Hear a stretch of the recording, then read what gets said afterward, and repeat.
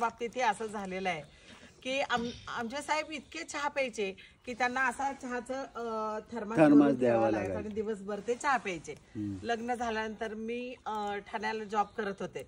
मग ह्यांनी मला एकदा सांगितलं चहा कर म्हणून. कोलशेतला होतं आणि मी वागळे स्टेटला जायचं. मला म्हटले चहा कर. मग मी काही चहा केला नाही बाबांनो. पण त्यांना खूपच राग आला. ते माझ्यावर चिडले. आम्ही भांडणं झालो. हे म्हणले आजपासून मी चहा सोडला. आणि खरं सांगते तेव्हापासून त्यांनी चहा सोडलेला आहे. त्यांनी कधीच चहा घेतलेला नाही. पण आता ह्यांचं काय होतं माहिती का, ह्यांच्या सारख्या पार्ट्या असतात. म्हणजे काय असतं, हे जिथं आहेत जॉबला तिथं सगळे यंग आहेत आणि सारख्या त्यांच्या जवळजवळ 15 दिवसाला पार्ट्या असतात. पण माझ्या डोक्यात कधी आलं नाही की ह्यांनी असं रागात आता मी सोडली म्हणायचं.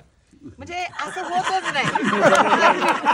आणि तसं होऊ नये. आणि काय झालं माहितीये का, रोज त्या बाटल्या तर श्रेयानं माझ्या मुलीनं माझ्यासाठी ते वेगवेगळे ते लेडीजचे ड्रिंक्स असतात ना ते दिलेले आहेत. वाईन पण आहे, सुला वाईन वगैरे वगैरे दिले.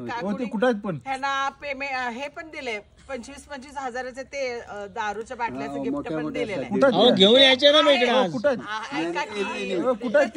ना सारखे कपाट उघडतात बघतात. हा किती भारी नाही, सारखं बघत असतात. मी म्हणलं ठेवा आपण जावयाला भेट द्यायची म्हणून. जावयाला पण आम्ही भेट दिली नाही, पण हे सारखे ह्याच्यात बघत त्या कपाटात. ऐका की ऐका कुठं आज पार्टी आहे बरं का विजो, मी जाणार नाही. पण मी त्यांना सांगितलं मी येणार नाही म्हणून. तुम्ही जावाच, मी बघतेच तुमच्याकडं. माझा आपला डायलॉग असता.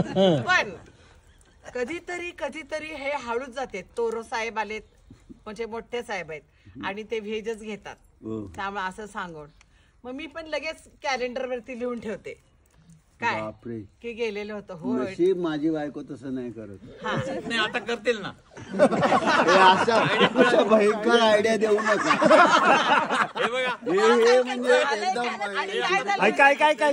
त्यामुळं म्हणजे हे लेडीज ना पण त्यामुळे काय झालंय, हे प्रमाण कमी म्हणजे आता जवळजवळ नीलच झालेलं आहे. आणि मी त्याच्यामध्ये सक्सेसफुल झालेले आहे. म्हणजे हे एअरफोर्स म्हणजे मला अभिमान आहे ह्या बाबतीत की एअरफोर्स पोलीस ह्याच्यामध्ये सगळ्यामध्ये असून सुद्धा ही व्यक्ती बाबा मला 10 वेळा विचारणार जरा एखादा पेक घेतला तर चालेल का. मला आवडते ही गोष्ट काय, आणि मी नाही कधीच म्हणत नाही. चांगली गोष्ट आहे.